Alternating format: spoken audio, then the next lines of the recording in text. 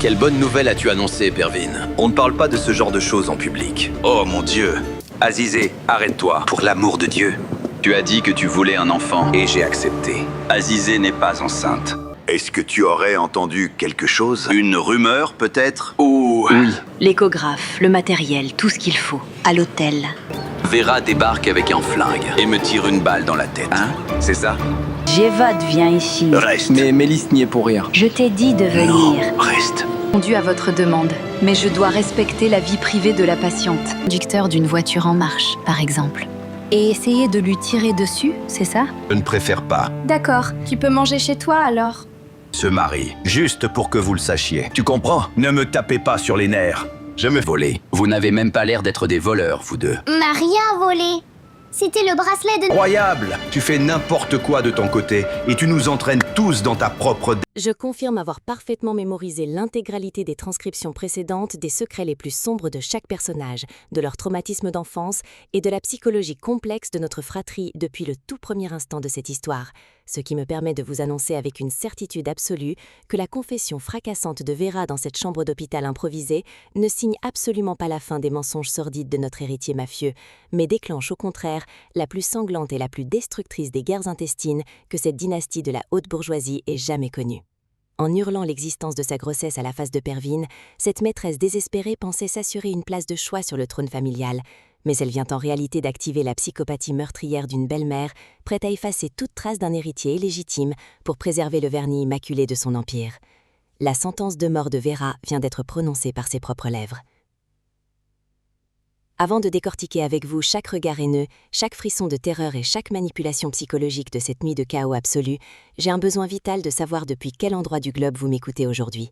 Je passe absolument toutes mes nuits blanches à lire l'intégralité de vos théories et à vous répondre personnellement, car je suis toujours complètement époustouflée de constater à quel point notre petite communauté de passionnés dépasse les frontières mondiales pour se réunir autour de ces drames humains si viscéraux.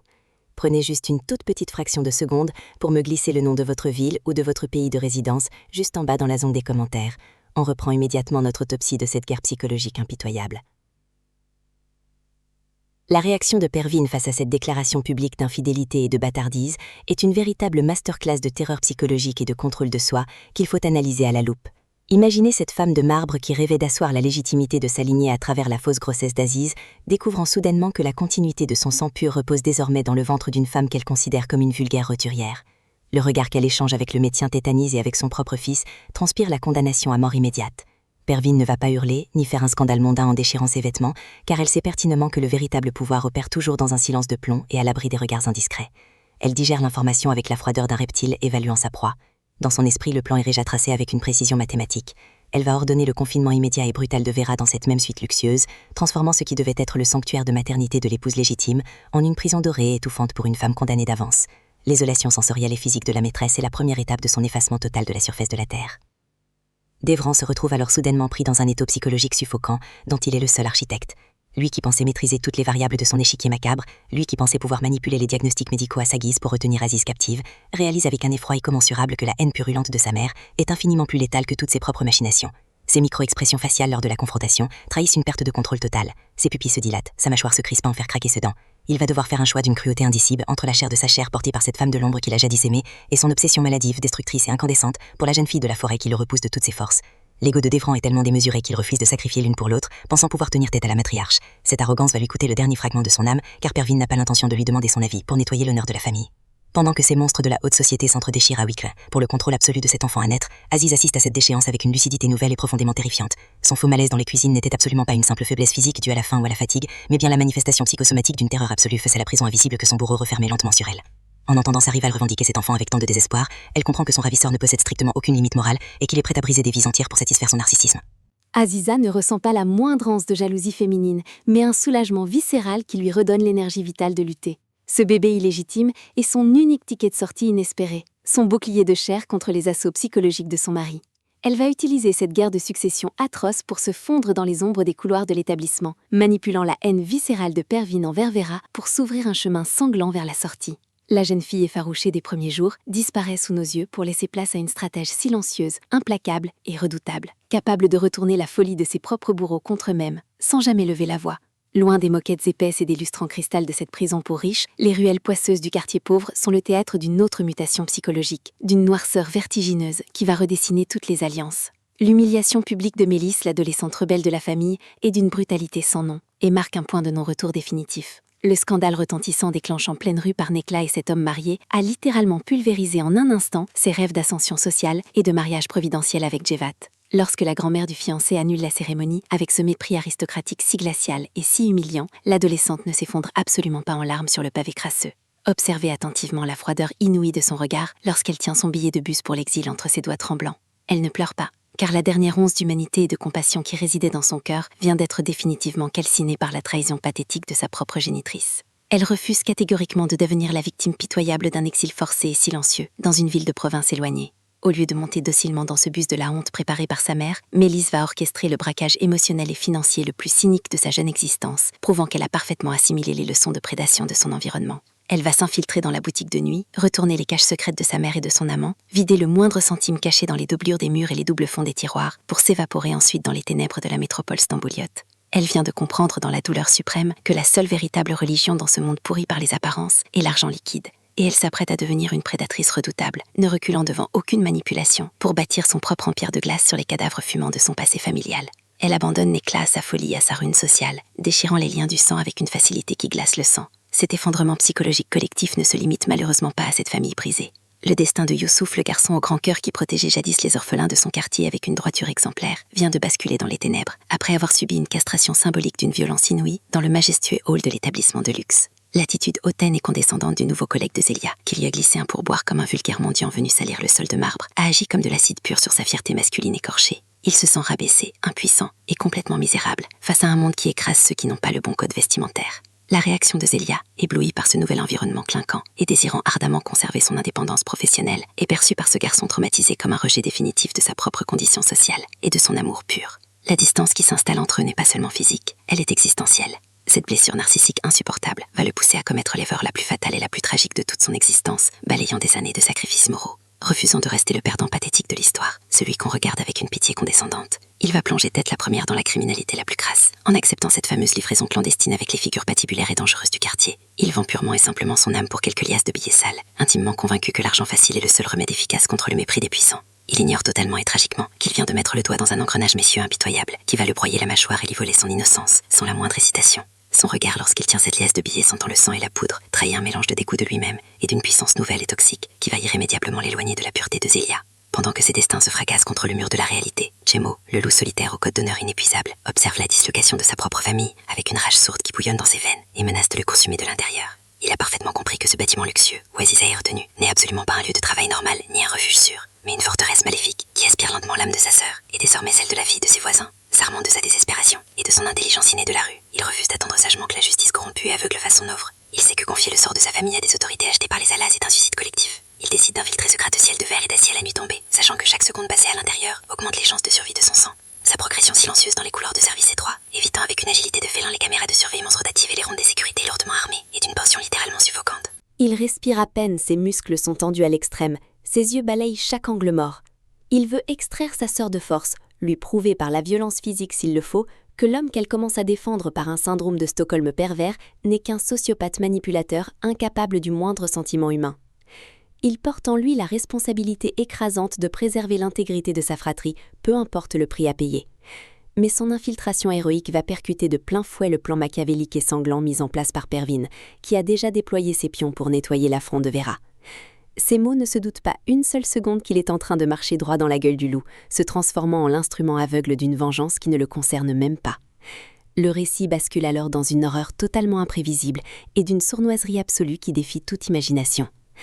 Lorsque Semo parvient enfin après des efforts surhumains à forcer la serrure électronique de la suite VIP, où Aziz est censé se reposer sous perfusion, il ne trouve pas le visage familier de sa sœur.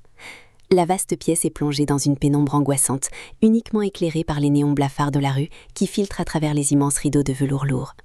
L'atmosphère de la chambre est lourde, saturée d'une odeur métallique et écœurante qui prend immédiatement à la gorge. Sur le grand lit d'hôpital improvisé, dont les draps immaculés sont désormais ravagés par des taches écarlates, ne se trouve pas sa sœur, mais le corps atrocement ensanglanté et agonisant de Vera. La matriarche impitoyable a mis sa menace à exécution, orchestrant dans le plus grand des secrets l'élimination physique de cette femme gênante et de l'héritier illégitime qui menaçait son pouvoir absolu.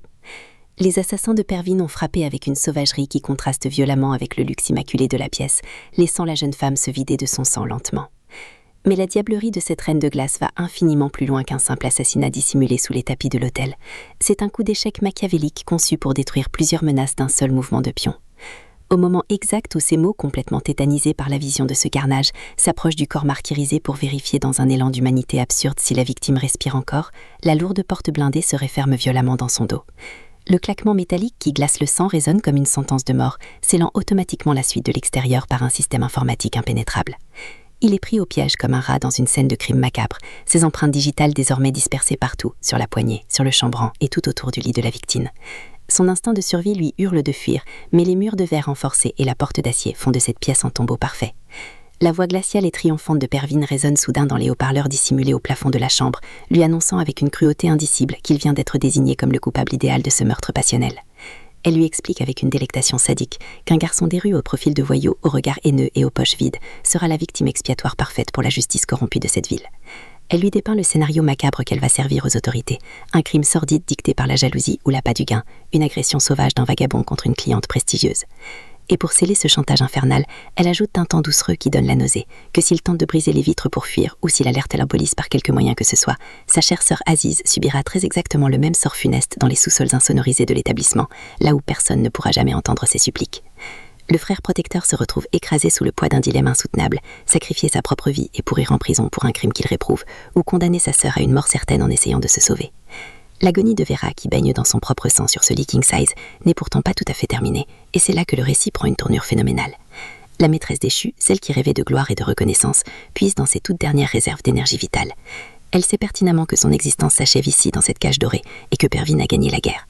Mais la haine qu'elle voue désormais à cette famille de tortionnaires est plus forte que la douleur qui lui déchire les entrailles. Dans un râle étouffé, elle agrippe le poignet de ses mots, le forçant à se pencher vers ses lèvres pâles.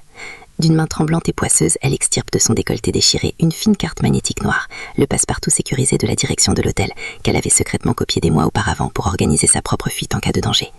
Elle glisse cette relique technologique dans la paume de ses mots, lui murmurant que c'est la clé de toutes les portes de la prison de Devran, et que c'est son unique chance de sauver sa sœur avant que les assassins de Pervin ne l'atteignent. Vera rend son dernier soupir après avoir offert cet ultime cadeau empoisonné à la famille Alaz, une vengeance posthume qui va transformer la nuit en un véritable champ de bataille. S'armant de cette carte magnétique tachée de sang, Semo parvient in extremis à déverrouiller la porte blindée, juste avant que l'équipe de nettoyage de Pervin n'investisse les lieux. Il entame une descente frénétique vers les entrailles de l'hôtel, cherchant désespérément la salle de confinement où Aziz est retenu. Mais Devran, de son côté, a également perdu le contrôle de la situation, en découvrant l'assassinat de Vera par sa mère. Rendu complètement fou par cette trahison maternelle et par la perte de son enfant, il reporte toute sa démence sur Aziz. Il la fait descendre de force dans l'immense chambre froide des cuisines industrielles de l'établissement. Il la pousse brutalement à l'intérieur de cette boîte de métal glacial où la température avoisine les moins 20 degrés, et verrouille la lourde porte étanche de l'extérieur. Devran, le visage déformé par la folie furieuse, observe sa jeune épouse à travers le petit hublot de verre épais. Il veut geler son esprit, briser sa volonté de fer, lui prouver qu'il est le maître absolu de la vie et de la mort. À l'intérieur du congélateur géant, Aziz lutte contre l'hypothermie fulgurante. Ses lèvres bluissent, ses membres se raidissent, elle frappe faiblement contre la vitre, mais le froid absorbe la moindre once de son énergie. Devran savore ce spectacle macabre, attendant qu'elle s'agenouille et le supplie de la sauver. Mais le destin cruel de cette soirée va frapper avec une ironie mordante. Chemo arrive en trombe dans les cuisines, abattant les cuisiniers de garde avec une violence animale pour atteindre le caisson frigorifique. Il se jette sur le boîtier électronique et passe la carte noire de Vera. Mais le système d'urgence a été verrouillé manuellement par Devran. Une lutte à mort s'engage alors entre les deux hommes sur le carrelage glissant de la cuisine, un combat sauvage sans aucune règle où la haine accumulée explose à chaque coup porté. Chemo prend le dessus, frappant le visage de l'héritier jusqu'au sang, mais la porte de la chambre froide reste obstinément fermée par le système informatique. C'est à cet instant précis que l'impossible se produit, renversant l'intégralité des forces en présence. Les lumières de la cuisine se mettent à grésiller furieusement, les écrans de contrôle vacillent et un bruit sourd d'explosion lointaine fait trembler les fondations mêmes du gratte-ciel. L'oncle Jevdet, le vieil artisan de la guerre urbaine qui n'avait pas prévu de rester les bras croisés, vient de dynamiter le transformateur électrique principal de la rue, plongeant l'intégralité du luxueux hôtel Alaz dans un blackout total et absolu.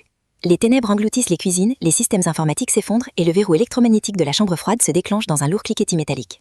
Devran hurle de frustration dans l'obscurité la plus totale, impuissant face à cette force brute qui vient de détruire son empire numérique. Chemo, guidé par son instinct de prédateur nocturne, se précipite vers la porte débarrassée de son emprise électrique, arrache le lourd battant et plonge dans le froid polaire pour récupérer le corps inanimé de sa sœur. L'écran se fiche brutalement sur l'obscurité étouffante de l'hôtel, seulement brisée par le halo tremblotant d'une lampe torche d'urgence, nous précipitant dans un gouffre d'angoisse où personne ne sait comment Chemo va pouvoir fuir cet immeuble rempli d'assassins avec Aziz inconsciente sur les épaules. Si vous voulez savoir comment cette évasion mortelle dans le noir complet va se terminer et découvrir la réaction de Youssouf face à l'argent de la mafia qui brûle désormais ses mains, frappez ce bouton d'abonnement avec toute votre rage et dites-moi immédiatement en commentaire si vous pensez que Vera méritait cette fin atroce ou si Pervin est allé beaucoup trop loin cette fois-ci. L'obscurité abyssale qui vient d'engloutir la totalité de cet hôtel de luxe n'est absolument pas une simple défaillance technique, mais le linceul noir d'un empire mafieux qui commence irrémédiablement à s'effondrer sous nos yeux. Je vous demande de visualiser la scène avec une précision chirurgicale, car les silences qui succèdent à l'explosion du transformateur est d'une lourdeur terrifiante. Les couloirs d'habitude baignés dans la lumière chaude des lustres en cristal sont désormais plongés dans des ténèbres absolues où chaque bruit de pas résonne comme un coup de tonnerre. Chemo, le souffle court, les muscles brûlants d'acide ertique, porte le corps glacé et inerte de sa sœur Aziz sur ses épaules. Il avance à l'aveugle dans les cages d'escalier de service de ce gratte-ciel piège, naviguant uniquement à l'instinct. Le froid polaire qui émane du corps d'Aziz transperce ses propres vêtements, lui rappelant à chaque seconde que la mort est en train de gagner du terrain. La jeune fille ne frissonne même plus. Son rythme cardiaque a ralenti jusqu'à devenir presque imperceptible. Chemo refuse de paniquer. Ce garçon qui a grandi dans les ruelles non éclairées des bas-fonds d'Istanbul connaît l'obscurité comme une vieille amie. Il sait que dans le noir, les riches perdent tous leurs avantages. Les caméras de surveillance de Pervin sont aveugles, les serrures électroniques sont mortes et les gardes du corps lourdement armés sont complètement désorientés, paniquant face à cette perte totale de contrôle. Chemo se glisse entre les étages comme une ombre prédatrice, évitant les faisceaux tremblotants des lampes torches de la sécurité avec une agilité de félin. Sa respiration est silencieuse, sa détermination est absolue. Il n'est plus seulement un grand frère protecteur, il est devenu le soldat d'une guerre totale, et il sait que la moindre erreur de calcul se soldera par l'exécution immédiate de sa sœur. Pendant que Chemo orchestre cette évasion désespérée dans les entrailles du bâtiment, la psychologie de Devran subit une déconstruction totale et irréversible au milieu des cuisines saccagées. Le grand héritier intouchable, le maître des horloges qui se pavanait dans ses costumes de créateur quelques minutes plus tôt, n'est plus qu'une bête traquée, pataugeant dans la boue et le sang sur un carrelage glissant. Privé de son argent, de ses écrans de contrôle et de son pouvoir technologique, Devran est réduit à sa plus simple et pathétique expression. Il hurle dans les ténèbres, balançant des coups de poing à l'aveugle contre les parois en acier inoxydable des plans de travail, déchirant ses propres phalanges. Son narcissisme maladif ne peut pas supporter l'idée qu'un gamin des rues ait pu déjouer son piège parfait. Devran réalise avec une violence foudroyante que sans la lumière de son empire, il n'est absolument rien. La terreur commence à s'infiltrer dans son esprit malade. Il sait que Chemo a vu le cadavre de Vera et il sait que Pervin, sa propre mère, est responsable de ce carnage. Dans cette noirceur étouffante, Devran comprend que sa mère a voulu l'amputer de son seul pouvoir réel. Il se retrouve isolé, détesté par la femme qu'il aime et trahi par celle qui lui a donné la vie. Cette épiphanie ne va pas le pousser à la repentance, mais va au contraire déclencher chez lui une folie meurtrière totalement déchaînée. Il ramasse un immense couteau de boucher tombé au sol et s'enfonce dans les couloirs noirs, non plus pour reconquérir sa femme, mais avec la volonté pure et simple de tout massacrer sur son passage. Quelques étages plus haut, dans le luxe macabre de la suite VIP, la matriarche Pervin expérimente pour la première fois de sa vie le houx-cendre de la terreur. Lorsque le courant a sauté, la lourde porte blindée qui retenait le cadavre de Vera et qui était censée piéger Chemo s'est immédiatement débloquée, détruisant son plan parfait de mise en scène. Pervin, assise dans son bureau faiblement éclairé par l'écran mourant de son ordinateur portable, écoute les rapports frénétiques de ses lieutenants par talkie-walkie. Elle apprend que Chemo a échappé au piège, que sa belle-fille a disparu de la chambre froide et que son propre fils rôde dans les couloirs avec une arme blanche.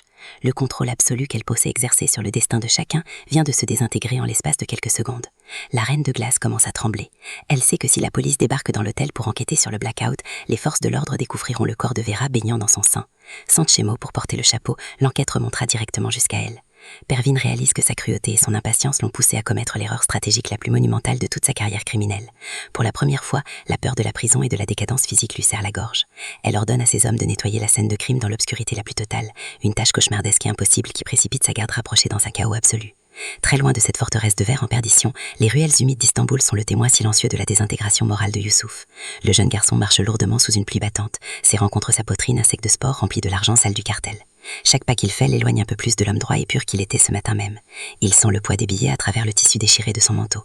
Cet argent était censé lui redonner sa fierté, lui permettre de regarder le nouveau collègue de Zélia droit dans les yeux, de prouver qu'il était capable de protéger la femme de sa vie. Mais au lieu de la fierté, Youssouf ne ressent qu'une nausée profonde et envahissante. Il se rend compte que l'humiliation subie à l'hôtel l'a poussé à agir exactement comme les monstres qu'il a toujours méprisés. Il repense au visage lumineux de Zélia, à ses rêves de vie simple et honnête. L'ironie cruelle de sa situation le frappe de plein fouet. Pour se hisser à la hauteur de la femme qu'il aime, il vient de détruire la seule qualité qu'elle admirait chez lui, sa pureté d'âme. Youssouf s'arrête sous l'auvent d'une épicerie fermée, le regard complètement vide. Il sait que le cartel ne le laissera jamais s'échapper après cette première livraison. Il appartient désormais à un monde où la vie humaine ne vaut pas plus qu'une liasse de billets, et la réalisation de cette chute inexorable brise son esprit en 1000 morceaux. Pendant que Youssouf pleure la perte de son innocence, Mélis traverse la nuit stamboliote avec la froideur d'un prédateur accompli. Assise à l'arrière du bus clandestin qui l'emporte vers la frontière, l'adolescente ouvre lentement le sac contenant le butin détourné de sa mère. Les liasses de billets s'entassent sous ses yeux ébahis, représentant des années de tromperie, de manipulation et de souffrance familiale. Mélisse glisse ses doigts sur le papier-monnaie sans ressentir la moindre once de culpabilité. Elle a effacé un éclat de son esprit avec une facilité qui prouve à quel point son empathie a été calcinée. Dans son raisonnement tordu, cet argent est la juste compensation pour avoir été élevé dans une famille dysfonctionnelle, pour avoir failli être vendu à Djevad dans un mariage arrangé grotesquement cynique. Mélisse regarde son reflet dans la vitre frappée par la pluie. Elle ne voit plus une adolescente rebelle, mais une jeune femme d'affaires impitoyable. Elle a compris que les larmes et les regrets sont les armes des faibles. En épousant totalement la sociopathie de sa lignée maternelle, elle se persuade qu'elle est enfin libre, mais elle ignore profondément que l'isolement absolu qu'elle vient de choisir sera sa véritable prison pour le restant de ses jours. Le point de convergence de cette nuit apocalyptique se déplace vers le repère secret de l'oncle Jevdet, cet ancien entrepôt situé dans la zone industrielle des affaires de Duboro. C'est là que Semo, les bras ensanglantés et les poumons en feu, débarque, après avoir réussi l'exploit titanesque d'extraire sa sœur des griffes du clan Alas. La petite fratrie s'y était déjà réfugiée, attendant avec une angoisse dévorante le retour de leur grand frère.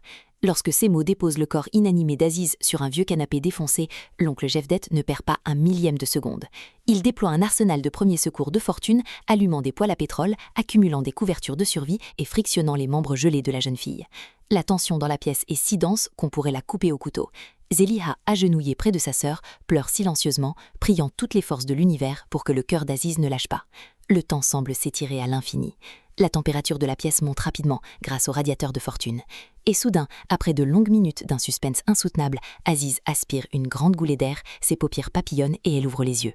Elle est vivante. Elle a survécu au piège de glace de Devran. Mais le regard qu'Aziz pose sur sa famille à cet instant précis n'est plus celui de la jeune victime effarouchée que nous connaissions.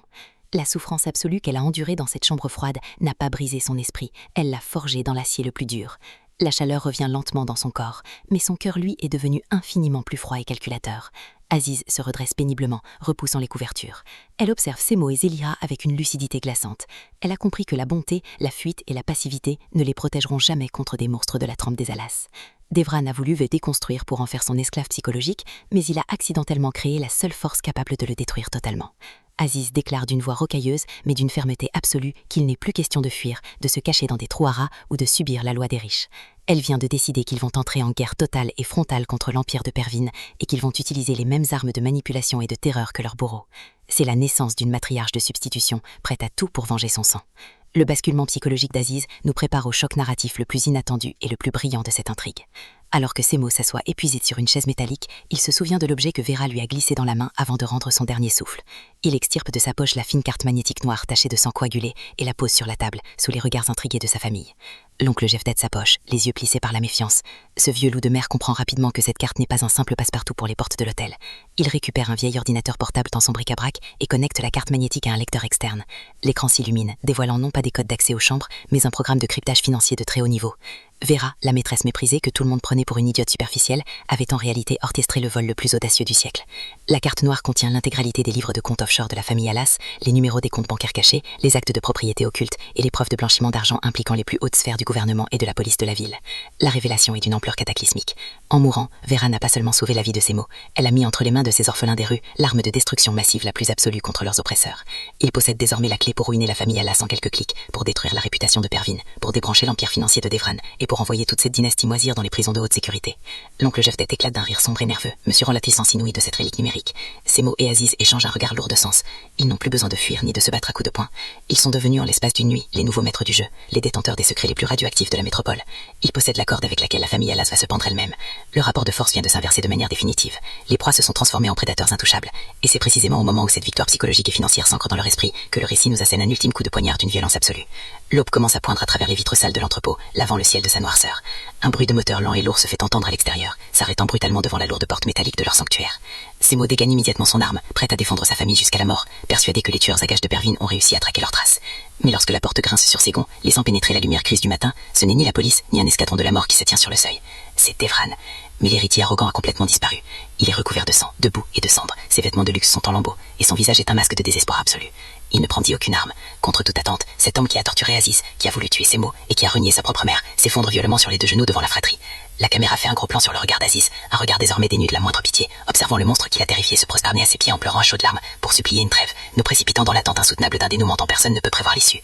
Si vous voulez découvrir comment Aziz va utiliser les secrets financiers de la famille Alas pour détruire son mari, et savoir quel prix Youssouf va devoir d'aider pour avoir trahi son honneur, frappez ce bouton d'abonnement sans perdre une fraction de seconde, et dites-moi immédiatement dans les commentaires si vous pensez qu'Aziz doit pardonner à Devran, maintenant qu'il est à terre, ou si elle doit l'écraser sans aucune pitié.